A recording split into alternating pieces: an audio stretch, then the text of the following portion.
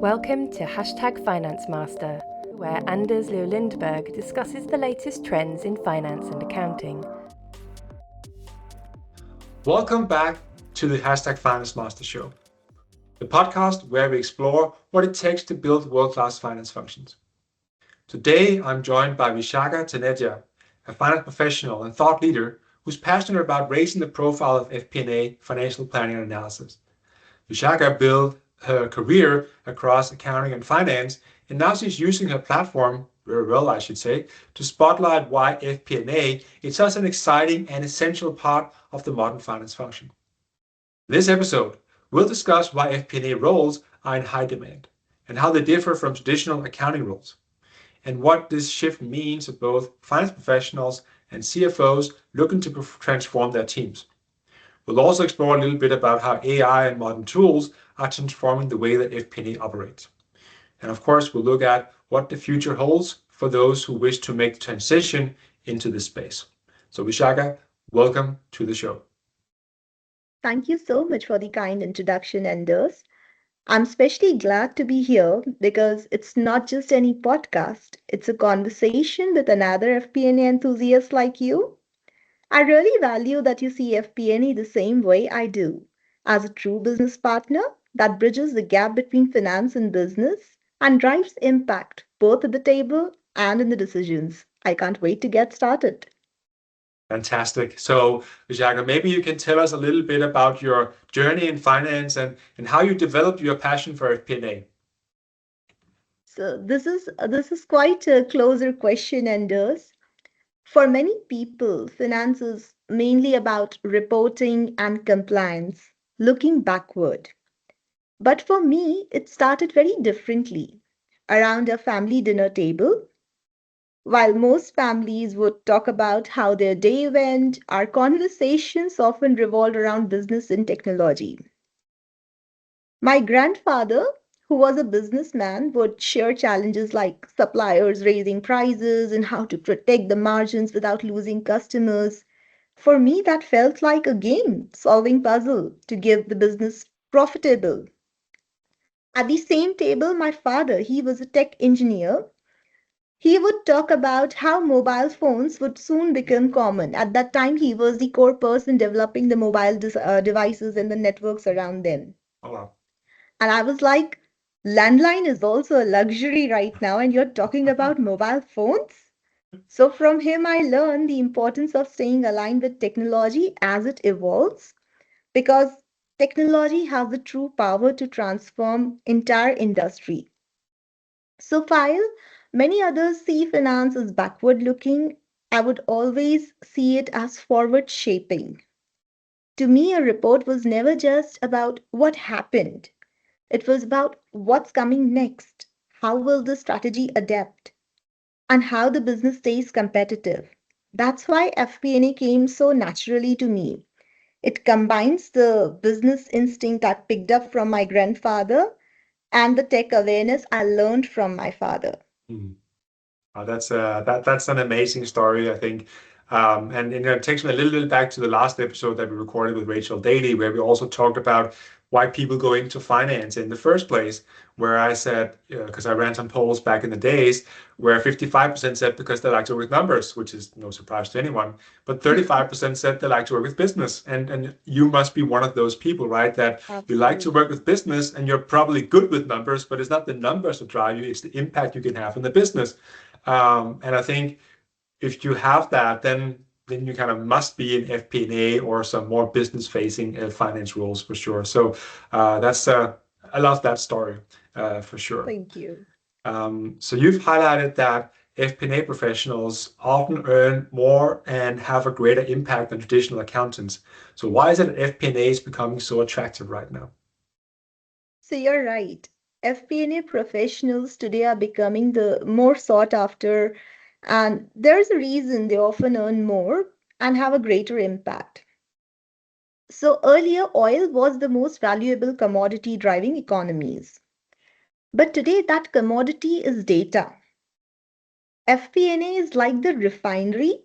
We take raw data, turn it into insights and strategies and impact. The same way refinery turns crude oil into fuel that powers industries. Now, add AI to that mix. Just like computers went from being rare to absolutely indispensable, AI is on the same path to becoming the new common. So for me, data and AI are like the powerful engines, but FP&A is the pilot in the cockpit, charting the course, ensuring business reaches its destination safely and profitably.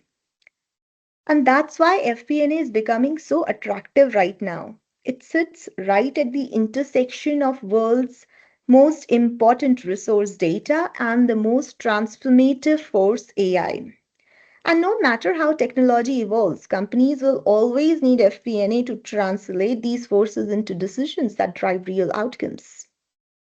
No, absolutely. And I would maybe even take it a step further and say, because one thing is to look at how the business is performing and distilling the data into insights, but you can do that at operational and tactical, but also strategic level. And for me, FP&A should be, and they don't always do that, but they should be operating at strategic level, right? Because they are the business partner to top management and, of course, the CFO and sometimes even the board, right? Because they shape all this information, but too often they kind of miss the opportunity to shape that conversation because they get into standard formats and they don't comment anything. They don't really share insights on, is it a good strategy we're having? Is it working? So for me, it was really trying to define what should that mission be for FP&A, which and we kind of said to drive the right strategic choices in the company. So I really wanted FP&A to elevate even further, but it goes to the point that I think you're making is that it's more attractive and probably also gets a higher compensation package because the impact or potential impact you can have is just bigger. Absolutely. Absolutely.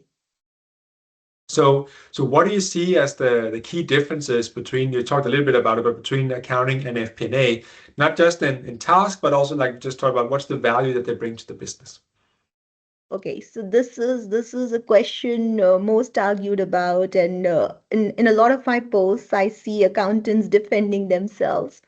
It's a good opportunity to clear that over here. So accounting and FP&A are often compared as past versus future, but I think it's important to highlight that both are equally valuable and interdependent. So accounting provides accuracy, structure, and data. It's like Darwin's theory of evolution. On its own, the theory is a powerful asset, a foundation of knowledge. But just like scientists use this evolution theory to develop medicines and vaccines that protect lives, FP&A takes the structured data from accounting and applies it to shape strategy, drive decisions. And without FP&A, the information from accounting risks staying static, like a theory that's never applied. So for me, accounting safeguards the foundation while FP&A builds on it to create impact. And it's together that they turn this financial information into real outcomes for the business. Yeah, it's really, it's not a versus, right? Or either or. It's really a big and that needs to do this together.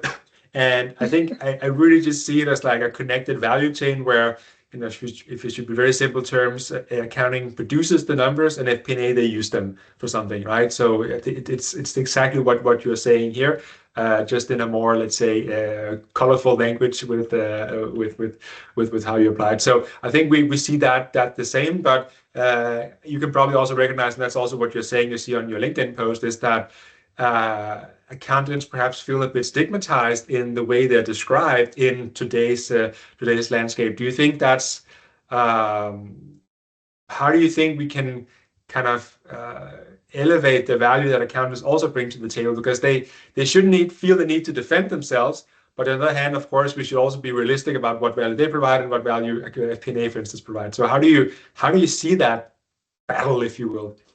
So if I was put in a situation where accountant has to be given this importance or he needs to feel that importance, I would say, look, data, which I always say is the most important resource and it has replaced oil in today's world, that is sitting with you. And the accuracy of that data is with you. The foundation is with you.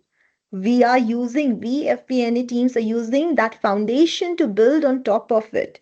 But without the foundation, can you build the building? No. So the foundation is still with them. So the crude oil is with accounting, and we are the refinery, which is then turning it into fuel to power those industries. So I think the power still lies in both the hands. Oh, absolutely. And I think you mentioned AI before, right? That if the data foundation is not in place, then AI can do a lot of wrong things really, really fast. Absolutely. So I posted, I think it was even last year, about the criticality of now finally fixing our data issues in finance, because AI is just useless almost without it. And it kind of feels like it hasn't really been hammered home enough at that point. So maybe that should be the reason for being for accountants today, to really solve that challenge, so we don't keep being stuck in these discussions where we have been for the last few decades, I would say. So I think that was a good way to term it. But nonetheless, I mean, I think a lot of accountants, they want to move from accounting into FP&A. So what are the biggest challenges in making that transition, from your perspective, Vishaka? So I would sum it up like this. The transition from accounting to FP&A is less about technical gaps, but it is more about the mindset change. If you have curiosity and willingness to think forward, the skills can always be developed. So, the main challenges and how can we overcome them? For example, one of the main challenges, mindset shift. So, accounting is looking backward, whereas FP&A is looking forward, which requires an individual to be very comfortable with the ambiguity, Mm-hmm. thinking about scenarios, what ifs. If you are already if you're already doing this, then how do I reach the another scenario without knowing the future? So when you start thinking like this, you're almost building the right muscle. The next thing is business acumen. So accountants often miss this business acumen. However, when you have to transition to FP&A, you need to think, or you need to understand the drivers like revenues, margins, operations. And that can be developed by shadowing business teams, asking questions, and connecting the numbers to real world decisions. The third most important thing, and I really focus on this a lot, is storytelling with numbers. You have done all your data, you have created the reports, but how do we convey them in a story manner? And accountants often I see they're using financial jargons.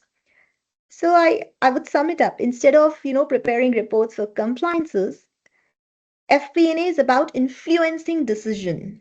This is a skill one can practice and start turning reports into insights. Like, what does this report mean for tomorrow?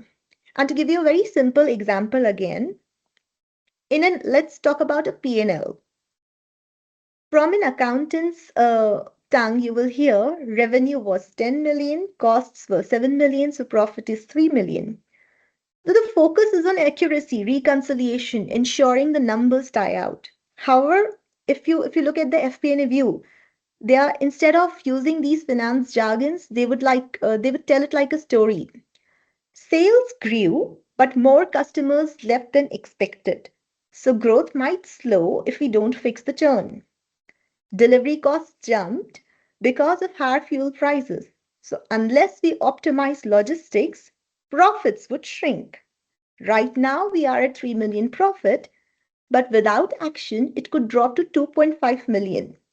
So there is a whole lot of difference in the two approaches, and this is something that I would really say one should focus on if one wants to make that transition. Yeah, I think those are some great focus points, and we published a book earlier this year to help communicate that story. I would say some FP&A professionals probably need that as well, but I think you just explained elegantly, what, in a simple term, what are the differences that you need to look at. So you touched on the skills, but you also mentioned the mindset, and I just want to stay a little bit on that, because changing your mindset is hard. So, what's your advice for accountants to, you don't just wake up one day and say, hey, yesterday I was an accounting mindset, now I have an FP&A mindset. So how does that work? And have you gone through it yourself somehow, or was it always there? Can you share some tips on how can they actually shift that mindset? So, to answer this question, if somebody is curious, it's very easy to get into FP&A mindset. For me, it all came with curiosity because I have this curiosity, or anybody who has that curiosity of knowing the why behind anything. I think if you apply the same on the data, you can turn from an accountant to a FP&A. So once you have that curiosity, you automatically will start developing the business acumen because now you'll start asking questions to the business team. Then second, storytelling with data. It is so how one develops that skill is once you're curious and you have gone through those whys, then what's coming from a report also you will start explaining with those whys only because you have that mindset now coming from curiosity as a driver.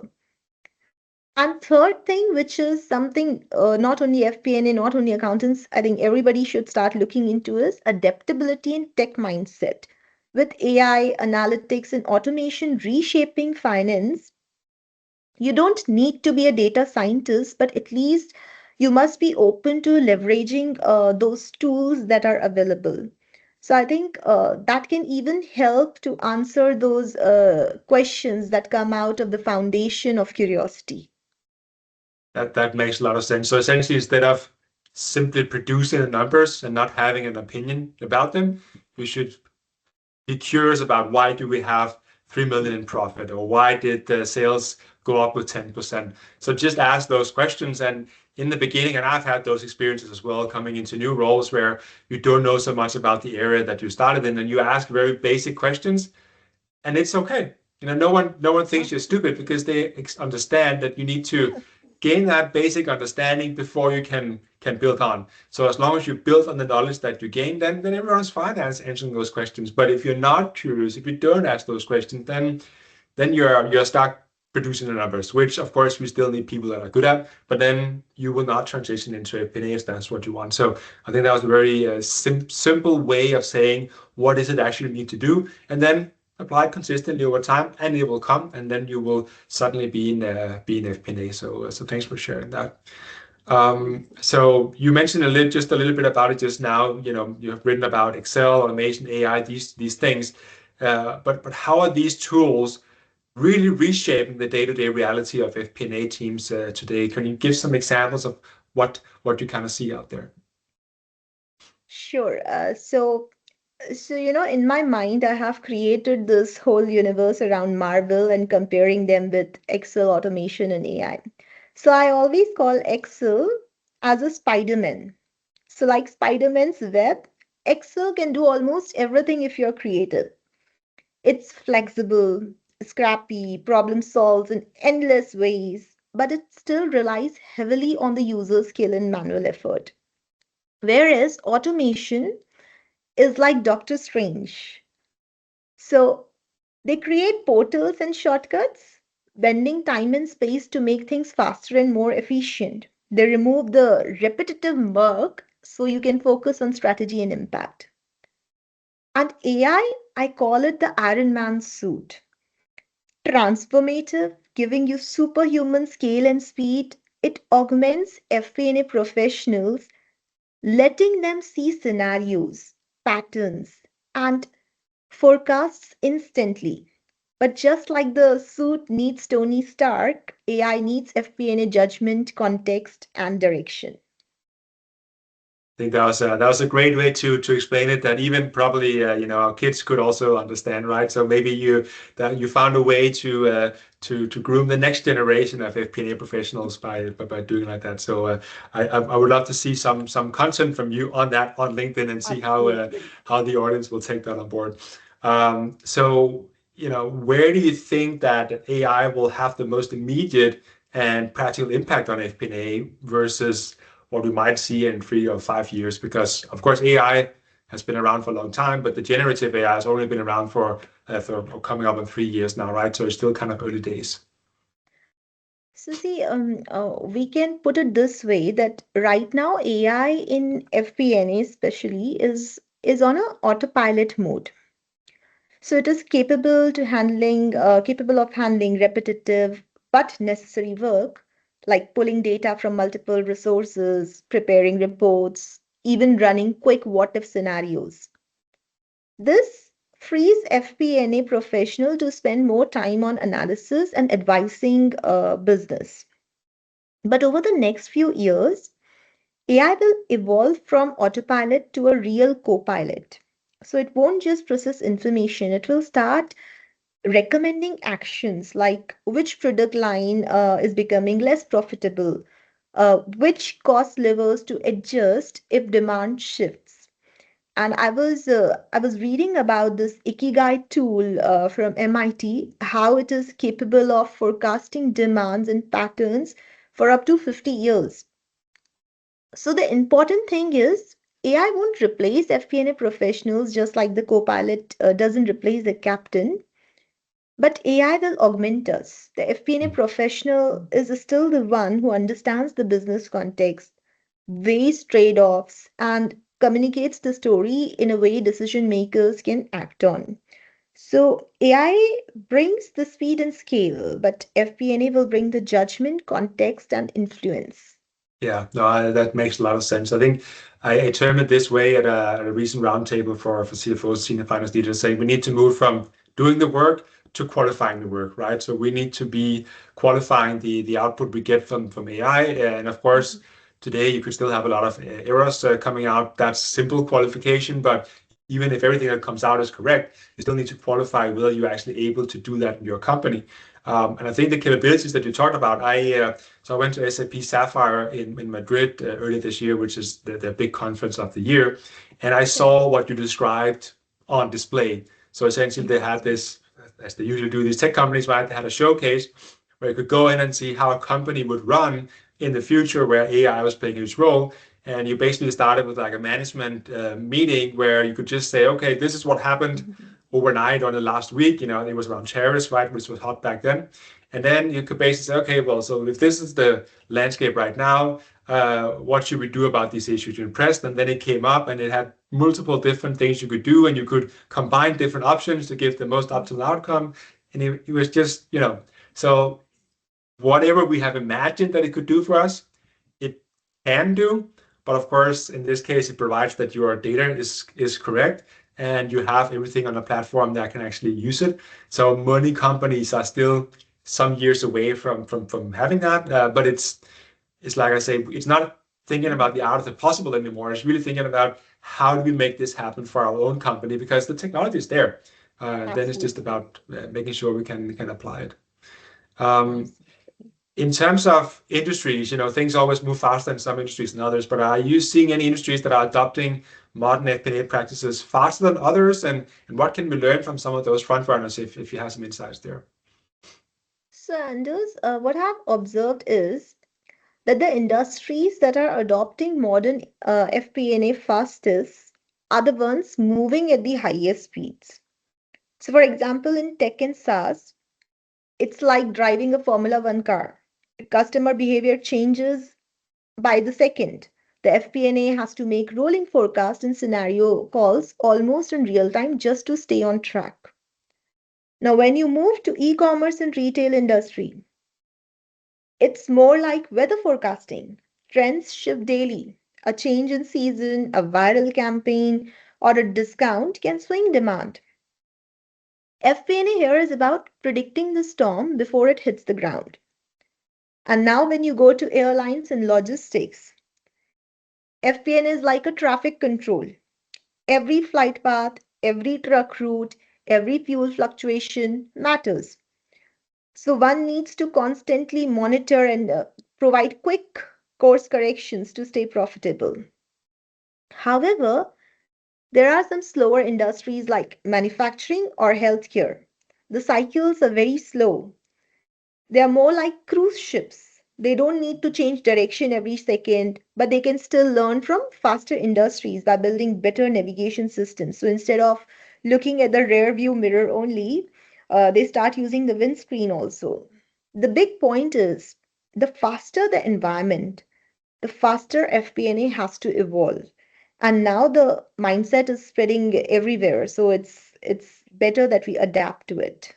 No, I love those insights. And maybe it also provides a little bit of a blueprint if someone wants to transition from accounting to FP&A. Perhaps you don't transition industries at the same time, moving from a maybe slow one to a fast one, because it would be very difficult to keep up. Maybe even go from a fast one in accounting to a more slow one in FP&A, so that you don't have to keep up with too many things at the same time. Because, like you say, some industries definitely work faster with this than others. So that was really helpful. If we then try to just look ahead a bit further, how do you see the role of FP&A evolving in the next 5 to 10 years, if we can try to look that far in the future? So today, many FP&A professionals see the CFO role as a natural next step in their career. And rightly so, because FP&A builds the skills CFOs need: strategic thinking, business partnership, and resource allocation. But looking 5 to 10 years ahead from here, I think that aspiration itself will change. With AI making compliance and reporting almost seamless, the CFO role won't be defined by traditional finance tasks anymore. Instead, it will evolve into what I call COFO, Chief Operating Finance Officer, someone who blends finance and strategy into one role. So, for FP&A professionals, the exciting part is the gap between finance and strategy will almost blur. The future top finance leader won't just be the custodian of numbers, but the architects of strategy, which means FP&A isn't just a stepping stone to the CFO's chair. It's actually the foundation for what that chair will look like in future. That's a very aspirational way to look at it, but I completely agree that the lines between finance and strategy should blend. And I told earlier about the vision or mission we've set for FP&A, but I've also done a lot of writing on the strategic CFO in recent years, and I just keep hammering it every day, because I want the CFO to take charge of this even better, have FP&A take charge of this, and the CFO simply be a participant in shaping strategy. So it's exactly like you're saying, right? If P&A gets it right and develop in the right direction, they will not just be order takers from the executive team and say, this is what we've decided, please model the strategy. No, they will shape everything for the executive team and shape the strategy. So I think it's a really powerful time to be in FP&A, with all the tools being enhanced, AI coming in, because it frees that critical thinking time we need to actually move to that next level. That has, I don't know if it's always been the idea we should get there, but it certainly is now. And if I was a CFO, that's what I would demand of my FP&A team. And if I was a CEO or board members, I would demand the same thing of my FP&A team. So really a great opportunity to step up, and also an exciting time to be in FP&A. And I fully get why so many in accounting wants to move into FP&A as well. Absolutely. So just a final question here, one that we always ask on the show, Vishaka. So on Hashtag Finance Master, we define a finance master as someone who helps build a world-class finance function. So Vishaka, how does your work and passion for FP&A contribute to that vision? So to answer this, I would first like to define a world-class finance function. Great. For me, a world-class finance function is one where value delivery isn't limited to shareholders, but it extends to society and environment as a whole. It's not just about partnering with the business, it's about owning a larger impact that goes beyond the boardroom and into the world outside. Take Unilever, for example. Their finance function played a central role in embedding the sustainability living plan. Finance leaders ensured that sustainability metrics were tracked alongside financial ones, making sure capital allocation supported environmental and social goals. The result was not just shareholder returns, but measurable progress in reducing plastic, sustainable sourcing, and improving livelihood globally. Or Tesla, where finance decisions around bold capital allocation into R&D and gigafactories weren't just about companies' growth, but about accelerating the world's shift to sustainable transport. And the choices shaped an entire industry and influenced how society thinks about clean energy. So, these industries have shown the relevant examples that how a world class finance function can impact all of this. It is not just about balancing the books, it's about balancing the future. Hmm. And that's why I'm so passionate about FP&A, because it's the part of finance that naturally plays in that space. I see it as my role to take ownership, create value with pride, and ensure decisions ripple outward, not just protecting the bottom line, but shaping the future. So, for any finance master, finance is at its best when numbers don't just tell the story, they change it. And a Hmm. finance master is the one who makes that change. That makes a lot of sense. And you always had like a tagline there, right? It's not about balancing the book, it's about balancing the future. Because shaping the future, you can shape it in many different directions, but the balance, I think, is critical. And another topic we've written a lot about is because now, of course, ESG is a bit of a stepchild. I'm sure it will come back again. But clearly, finance needed to step into that and help not just qualify the choices we make, but also quantify them so that we can actually see those measurable results, so it's not just a grand CSR strategy like we called it maybe 10 years ago, but it's something that has a real impact. So thanks a lot for sharing that and expanding the definition of what it means to be a finance master. That's very nice. Absolutely. Vishaka, you're big on LinkedIn. I feel at least you're growing a lot there. But if people want to reach out to you and get some advice from you, what's the best way to get in contact with you? So, LinkedIn, yes, it's the first place. And the other way to get to me is my link on the LinkedIn for my email. And my contact number is also present on LinkedIn. Great. So if you're sitting out there wanting to move from accounting to FP&A, I'm sure Vishaka has a lot of great advice for you.